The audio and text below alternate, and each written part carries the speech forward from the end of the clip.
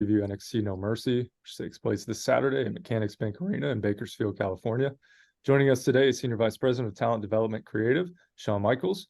We'll begin with opening remarks from Shawn and then open up the call to questions. Shawn? Recording in progress. Give me a second, guys. I'm clicking off the little thing that's coming up on my screen here. Apologies. Obviously, I want to thank y'all for coming to No Mercy. Little press junket here. No Mercy this weekend. Big Saturday, big night for NXT. Saturday night, September 30th. Live on Peacock, of course. Premium live event, No Mercy, with the NXT champion, Carmelo Hayes, defending the title against Ilya Dragunov, which is going to be obviously huge. And then the NXT women's champion, the man, Becky Lynch, defending the title against former champion Tiffany Stratton in an Extreme Rules match. Butch going up against Noam Dar and Olive Metaphor for the Heritage Cup. And then, of course, Dominic Dirty Dom Mysterio defending the North American Championship against Trick Williams. And then, of course, we got a fantastic fatal four-way for the tag titles. And, of course, Braun Breaker and Baron Corbin, who are going to more than likely beat the living tar out of each other Saturday, which I, for one, am pretty excited to see. Also like to announce at this time, our next NXT Premium Live event is going to be Deadline. Bringing back Deadline was unbelievably successful for us last year. And so on December 9th from Bridgeport, Connecticut, the Total Mortgage Arena, we're going to be bringing Deadline, to the NXT universe on a Premium Live event, live on Peacock. And other than that, obviously I just want to, for me and for all of us here in NXT, big, exciting time for us. We feel like I feel like we've had quite the buzz going on in NXT lately. I feel like, as I always tell you, yes, I am biased, but I think we've got the best 2 hours of wrestling in programming right now here in NXT. Exciting times. Things have been going fantastic for us. Ratings are up, obviously. And just a real exciting time, for the NXT world here. And obviously looking forward to No Mercy this weekend. But with that, I'll kick to you guys and we can start with the questions. Thanks, Shawn. With that, we will now open up the questions. We kindly ask you to limit to one question each, and we'll get through as many as we can in the time allotted. If you do have a question, please use the raise hand function within Zoom. Our first question comes from Phil Strom at USA Today. Phil? Hi, Shawn. Thanks for doing this. Appreciate it. I was interested in the number of former NXT UK talents on this show, kind of your perspective of dealing with them and producing them and coaching them over there, their integration into your show now, how they've progressed, and also if we had any update on, when NXT Europe might come into view now that the merger has gone down. Thank you. Yeah, you bet. First on the NXT Europe, obviously looking forward to that. But from my standpoint, still waiting to find out. Obviously, I think we're all very excited that at least now we can start getting that underway and hopefully again bringing it to everybody. I think as Hunter mentioned in 2024. But right now, I'm a soldier that's just waiting on marching orders. But I'm definitely ready to go. And as far as dealing with our UK talent, absolutely. Again, so I loved working with all of them in NXT UK. Just and that's what, again, when there were so many times I would broach the subject about bringing them over to NXT, but while the UK was going, it was just we all took so much pride in what we're doing over there. But I have to say I'm thrilled to have a great many of them here now. And as far as the integration, flawless. You're talking about young, very young men and women, but they are so accomplished at their job from a performance standpoint. So I knew the integration was going to be pretty simplistic. I just didn't know, honestly, I didn't know that they would all excel and lead like they do so much behind the scenes. And I think that's what I'm most proud of. So many of our guys, Ilya, Tyler, and even Butch when he gets to come back, Nathan, everybody is just really, they not only give from a performance standpoint on the television show, but here on a daily basis in the performance center. We have people go into extra ring, helping with, some of the very new and upcoming talent here that are coming in from college that don't really know a lot about our jobs.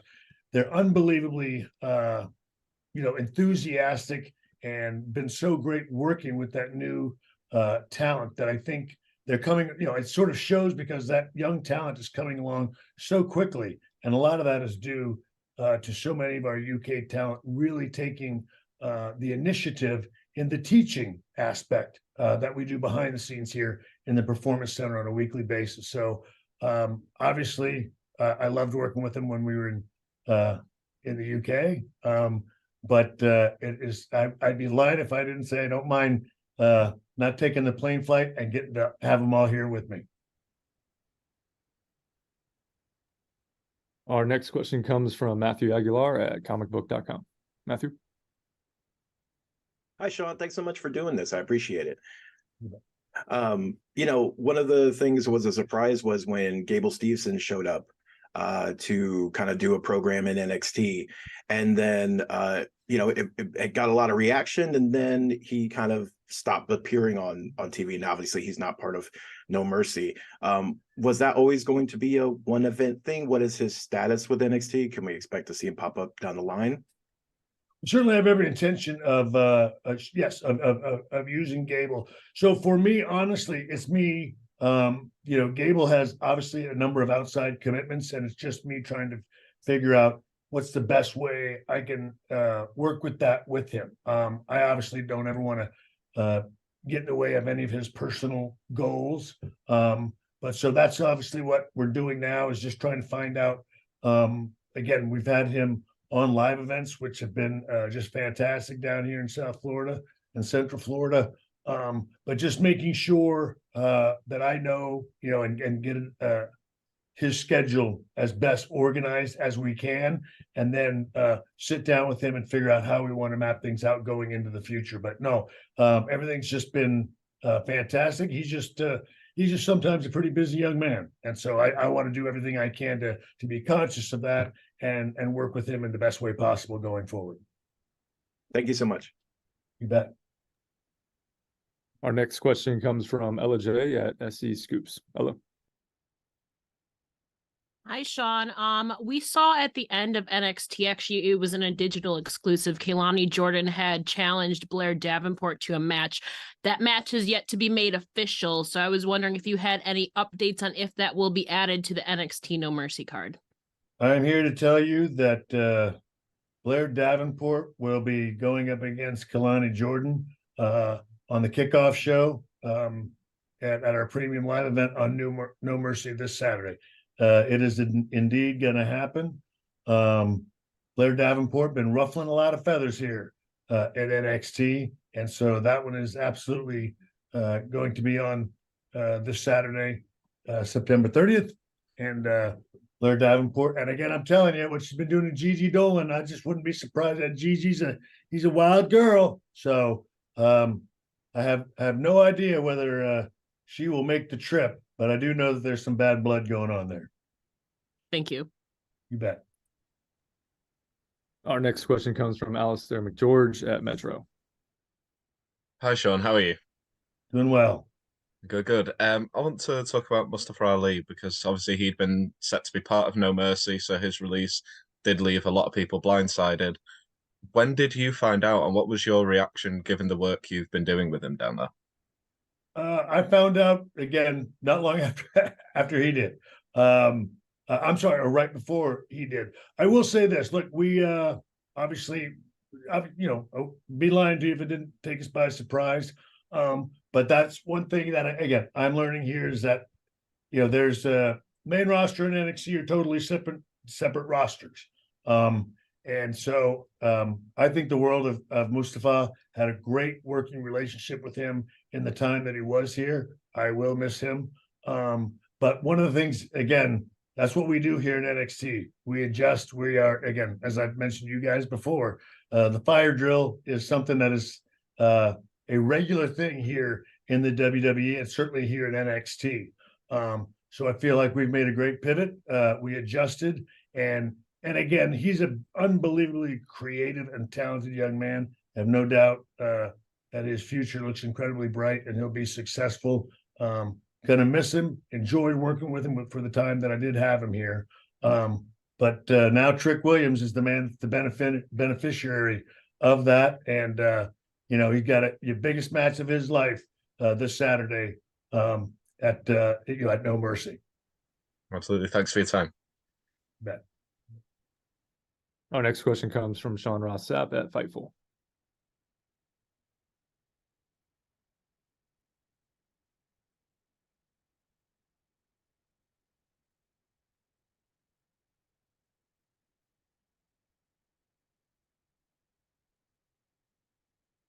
Yeah, well, so I think certainly again the main roster ones, Dana Brooke, obviously, is something that caught us by surprise a little bit because we had a kind of a nice story going on there. And I'll say this, and I hope Tagashi doesn't sound insensitive. It's just that this is not the first time that we've gone through this, and it is something that I'll say this. In my world now, I guess maybe I've grown a little bit, that these things don't throw me into chaos, or I don't get too nervous, or I don't get too upset.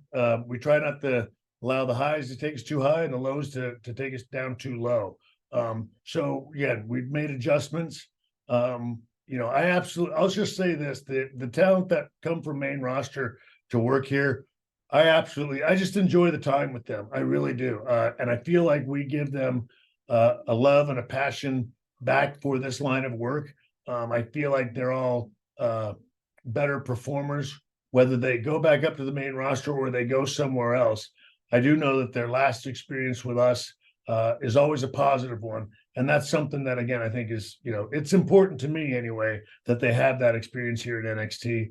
But I think those would be the two. I think, Sean, that probably because I think those are the two that we had maybe in the deepest into storylines with down here. And so those are always times you got to make adjustments creatively. And, we've done that in the case of Mustafa, and obviously we're going to do that in the case of Dana as well. Bet. Our next question comes from Graham Romina at Bleacher Report. Graham. Hey, Sean, thanks for taking the time.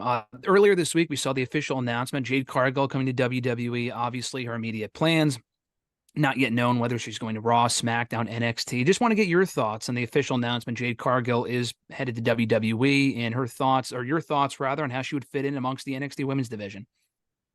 Yeah, well, look, huge, obviously. I mean, I think you could tell by this week just the enormity of her signing. Got to meet with her briefly. Unbelievably wonderful young lady, very pleasant young lady, and a few days here training, a hard worker. So, and I'll tell you what, she's just, I certainly understand the buzz. I mean, she's just I don't know, and I hope I say all this correctly, but she's an awesome specimen. She's just a very striking young lady and such a presence about her. So look, I just feel like that is something, she's a young lady tailor-made for the WWE. And I think she's got an incredibly bright future here. Whoever gets her, and look, I'd be lying if I didn't say I'd love to have her here in NXT. But wherever she ends up, I have no doubt she's going to have great success. And if she's here with us, it's going to be like it always is. We're going to utilize her to the best of our abilities, try to make it an enjoyable experience for her.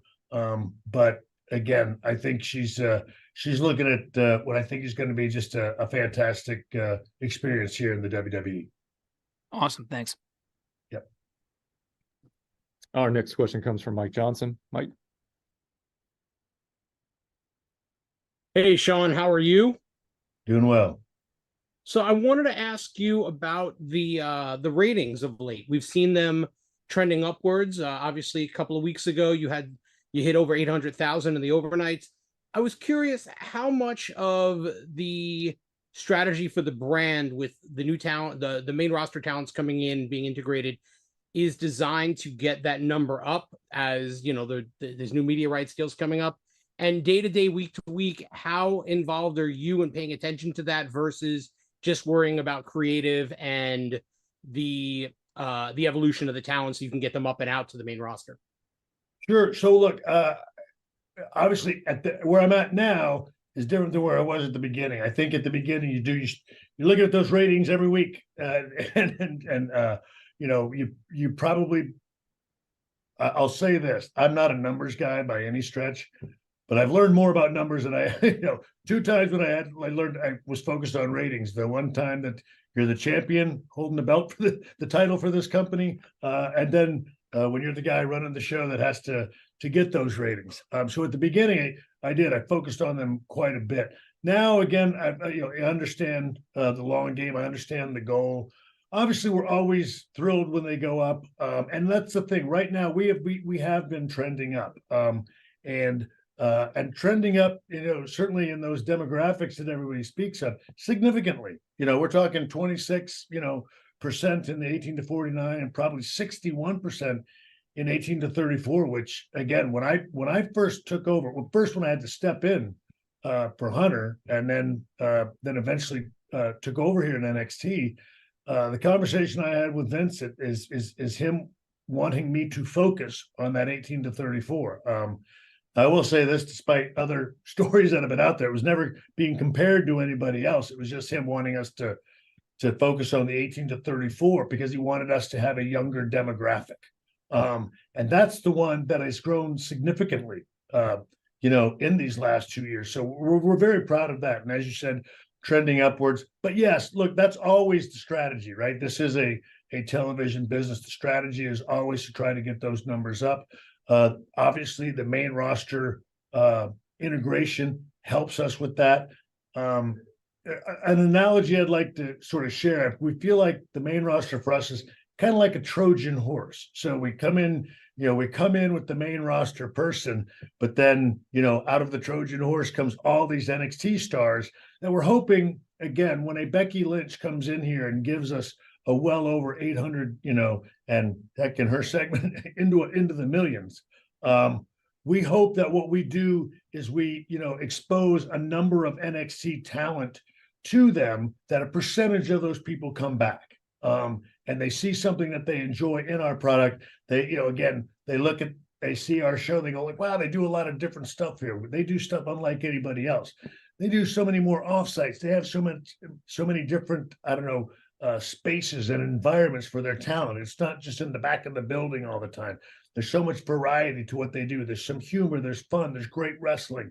So that's what we hope, you know, happens in this process, is that, you know, each time we use a main roster talent, that will obviously get us, you know, viewers we didn't have before, that a certain segment of them continue, you know, to watch our product and enjoy it. And as of right now, that's been working quite successfully. If I'm to be, I don't want to toot my own horn, but we've, you know, it's been going really well for us. I feel like NXT has got a buzz right now. And again, I feel like we're the hottest thing going right now, you know, in the wrestling business, because again, we have a fun show, and ours is, again, the closest thing to Attitude Era you're going to get. And I know a lot of people, oh my goodness, want to roll their eyes at that, but we've got a Wild West stuff going on all the time down here. There's always something new happening. It's very different.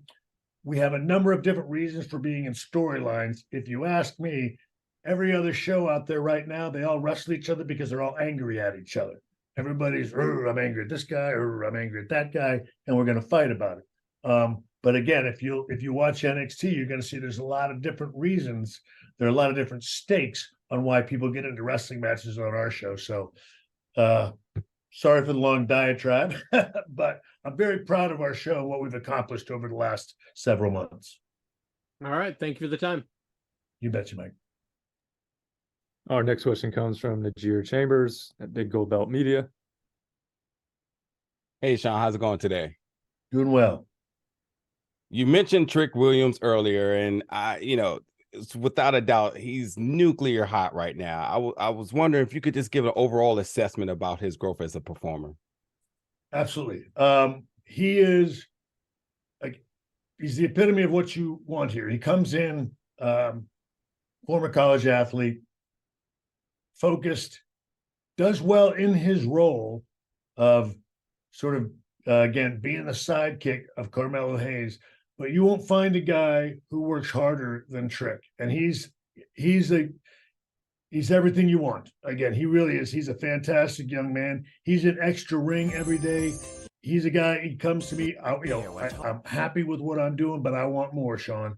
I feel like I came here to be a man, to be my own man and to be on top. A lot of what we are doing on television with Trick is Trick Williams' real life, because he wants to be his own man. He wants to stand on his own. He is willing to earn it. He is easily one of the top 2 or 3 hardest workers in this place right now. He is a grinder. He's doing everything he can. He's soaking it in every chance he gets. He's asking for more. When he stumbles or he falls, you can tell him, and he adjusts. He takes it like a man and doesn't get angry at you, doesn't get his feelings hurt. He writes it down and he never does it again. It's just, he really is. I can't say enough about his progression here. And I say that, I guess, because he's easily a guy that could get comfortable in his role, because he's got a gift to gab, and it's there, and he doesn't even have to try to do that. But the in the ring aspect of this is an area that he knew he needed to improve on, and he's self accountable. You know what I mean? And I don't know. I admire him. I think the world of him, and he's doing fantastic. That's why he's getting this opportunity this weekend. This is Trick's first time on the big spotlight, I'm thrilled for him. I'm excited for him. I hope he knocks it out of the park. But Trick Williams is easily one of the good guys and one of the really good stories, and one of the reasons that I love doing this. He is, again, and I am going on about it, but it's because he's everything that's good in this job and makes you feel good about doing it.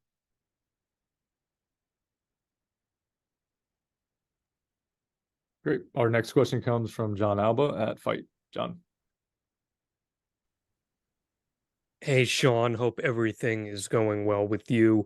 I want to piggyback a little bit off of the discussion point that was brought up by Mike a little bit about the progression of NXT as a property. We saw recently that Fox is letting go of SmackDown, and SmackDown's going to be heading back to the NBC Universal family, and that's kind of left some questions as to what's next for NXT. I would love to have your assessment on where do you think NXT fits in the current wrestling bubble, and would you be open to non-traditional distribution with it? Yeah, well, I will say this, full transparency, that those types of things obviously are left to people that are a heck of a lot smarter than me, and as they should be. But I will say, I would prefer to be on what I guess would feel like a younger, hipper kind of network. Again, and that's just me, because I feel like that's what NXT is. NXT is, again, I go back to, I always use the analogy of college football. I think there's an energy and an excitement and a youthfulness about NXT. And gosh, our partners at USA clearly have just been fantastic over the years. I feel like, and clearly we've got the proof to show it, that we have grown, in that younger demographic. But look, every now and then you do think, if we had the lead into I don't know, to a Marvel movie or something like that. There might be an opportunity, to capture a new fan base, so to speak. So, but look, again, those are people smarter than me will be handling that. I do know that again, we love doing this. I think you'd be crazy not to want to have our show on your network. And look, I'll be waiting just like you guys will be to find out where we end up. But I think it's going to be, I think there are a lot of smart people out there in the television industry, with television being down, NXT, overall being up, even if, again, I think television is down like, I don't know, like 8% or something like that. So even if you're up 3 or 4%, that's significant in the television world. And so that is something that we are now, we're competing to be number one on cable in Tuesday nights now. And again, even when the Wednesday night wars were going on, it was a fight between two people, but it's not like anybody was fighting it out for first or second, or, we were in the teens, for heaven's sakes. And now, there are times NXT are number one. We're in the top 5 on a regular basis. I think that's a really good thing for us. And so I feel like the world now is catching on to NXT and, and the buzz that's around it. Thanks, Sean. Thank you. And I'm sorry I gave you the more answer than you wanted, for heaven's sakes. So, my bad.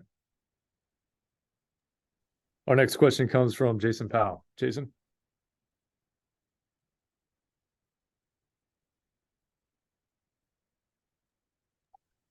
Okay, hopefully you can hear me now. Tiffany Stratton recently said that she would like to be called up to the main roster and feels like WrestleMania feels like a good time for her. You've been pretty honest with your assessment when it comes to these things during past calls. Is she on pace to be ready by then, or do you think she'll need more time in NXT? Yeah, well, and again, I'll say I absolutely love our talent, and look, a lot of times it's because they're getting posed the question about call-ups, and they come up so much. But I guess I just always want them, and even you guys to remember when asking the questions, the talent doesn't decide when they get called up, so they can they can want to be called up here or there. There's there are people in control of that may or may not be asking for their opinion. I don't know. They might be, and and that does influence it. But look, she's one of the most talented people that certainly that we have here. Are there things that she still needs to learn? Absolutely. But again, sometimes you will learn faster if you're in the ring with people better than you, obviously. I do think I think there are some things, certainly from a natural feel. She can do everything athletically, that she needs to do. But look, could she find more comfortability from a promo standpoint? I think she can. Can she find more comfortability even for some in-ring work, and be able to have a more natural feel to a lot of things? Absolutely. Do I think she can get that accomplished by WrestleMania? Absolutely. She certainly can. It's going to be just time and effort. But I guess I always want to, I don't know, I guess be tempered with those type of things, because it's just important that, you guys and the talent, I can make recommendations for somebody, but they're the ones that kind of make the decision about who gets called up. And so Tiffany has all the tools easily to be a WWE superstar on the main roster. And she's only going to get better from where she's at now. So I think it's easy to say, with the ability that you see now, only getting better, everybody's going to be ready with more time, or more ready with more time. But if you took her up now, she'd still only improve from that standpoint. Thanks for the time and best of luck with the show. Thank you very much. Our next question comes from Kim Sokol. Kim. Hi, Sean. So following up on Tiffany Stratton, how would you assess her work with Becky Lynch in the feud that's going on right now? Look, I think it's been fantastic. And that's sort of like what in the previous question that I was speaking to, she's now been out on many live events. And, just in talking with her since she's been back, she's like, oh my goodness, it's so, it's one of those things where you go like, all right, that she's getting that light bulb moment. And a lot of times it does, it comes with being out there with somebody that's so much better than you and can bring you so much more experience that like at certain times we don't have here a lot. Again, we sometimes have a lot of similarities in our experience levels down here. Now, granted, we've got a number of our UK talent, but again, I don't know, that have experience and that are very good, but Tiffany hasn't really had the opportunity to be in there with people that have that much more experience than her. So now that she's gotten to do that with Becky, I think, now I think her development rate, so to speak, is going to increase exponentially. So she's a bright young lady. She's a hard worker. She's unbelievably gifted and talented just naturally, as you can tell. But her experience with Becky has, again, just been a world of difference to her, because I think it's finally, allowed her to grasp like, oh, that's what you guys are always talking about. Being out there on those live events with this feel, and she even said like, boy, it's a big difference when you're out there in front of 10,000 people as opposed to, 400 or 500 here in the, in the CWC. So again, it's now happening for her. So again, I think the future's, as we all know, is going to be very bright for her.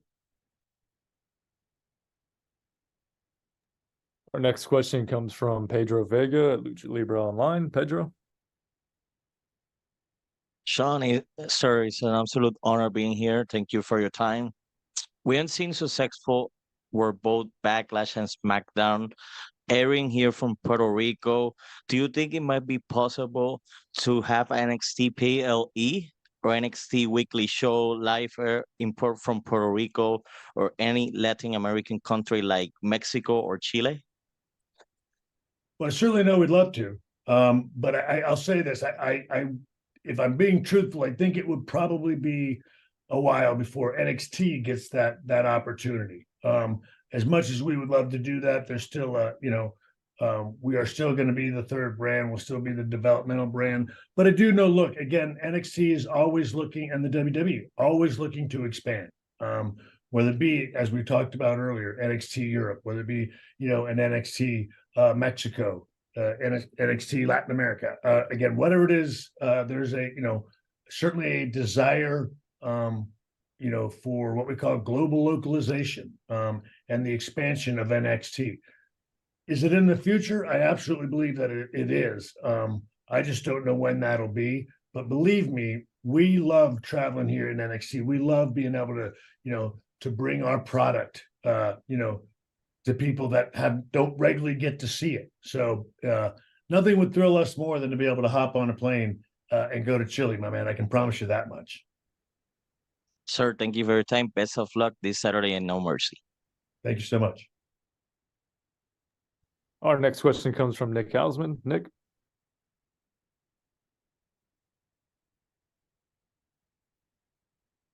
Unmute. Can you hear me now? Yes, sir. Awesome. Thanks for taking the time, Sean. It's a really exciting time for wrestling fans. Seeing Jade make the leap to WWE. It looks like Brian Pillman Jr.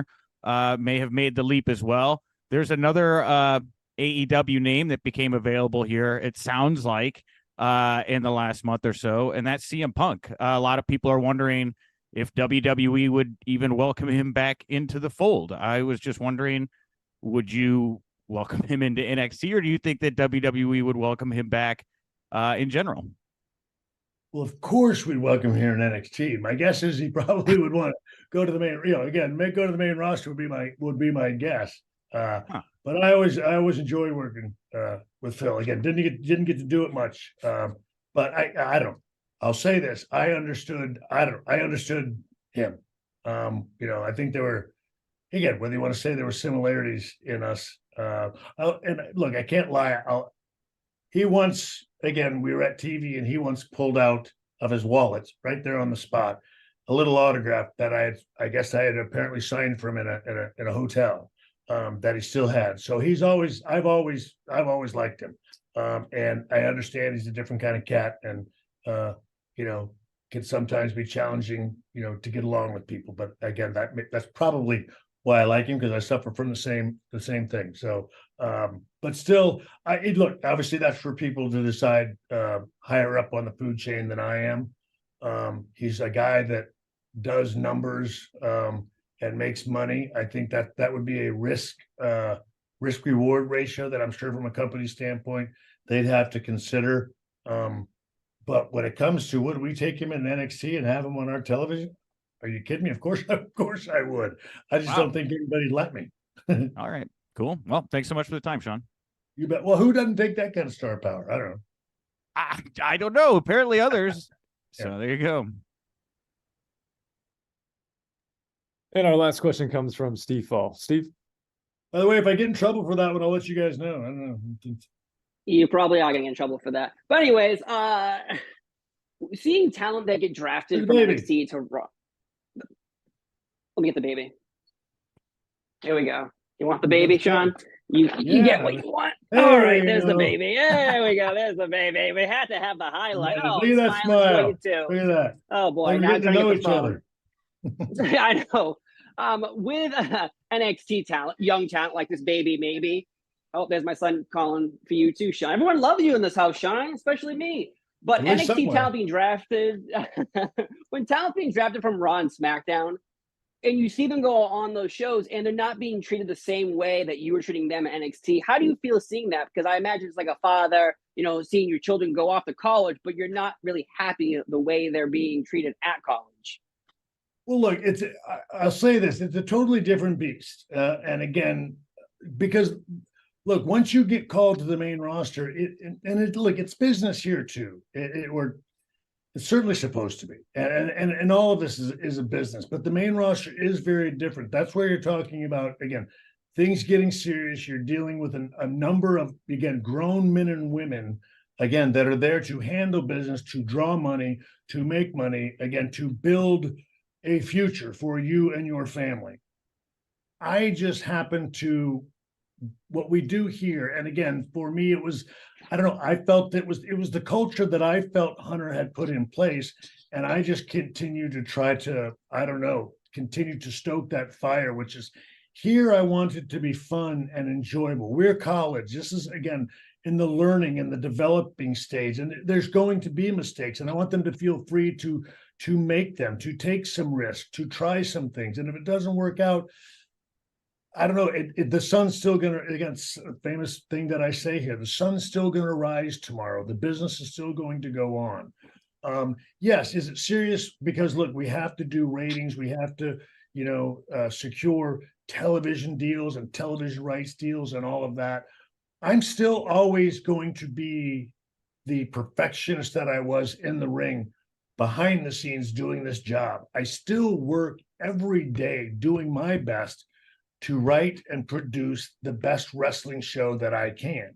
I feel like we do that, but I can certainly encourage my talent to enjoy the process in which we do that, and understand that the highs and the lows, the ebbs and the flows are going to be there, because I feel like that's the best way to help them adjust to life on the main roster and to life in general. And so, look, it's not just teaching them how to do this job. It's teaching them how to be human beings while they're doing this job. And look, I think there's a mentorship there that we all take pretty seriously around here, that we want to make sure, again, that they don't put too much pressure on themselves. They don't get too anxious about things, because this business is not always going to go the way you want it. That's why, again, I say that, and I know, like, people in the press, you don't mean it to in a negative way when you ask talent about being called up, and they feel like the minute you ask that must mean I'm ready, and I'd like him to call me up around WrestleMania. And that, from a company standpoint, I go, that's great,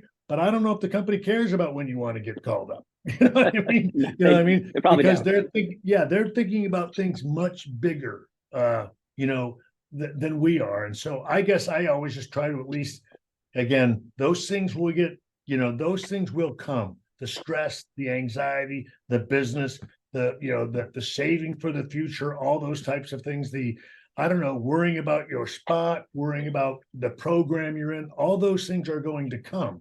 Down here, I try to not have those things exist and have them experience some of those things maybe for a while. But again, it's the full developmental system down here. And I just want them to flourish and enjoy the process and not get too stressed out about it, because if you can't handle it here, you're never going to make it up there. Well, thank you for answering the question, and thank you for enjoying my family. You bet. My pleasure. I do. It's beautiful. Thank you all baby. for joining. Thank you all for joining. We'll end with final comments from Sean. Sean.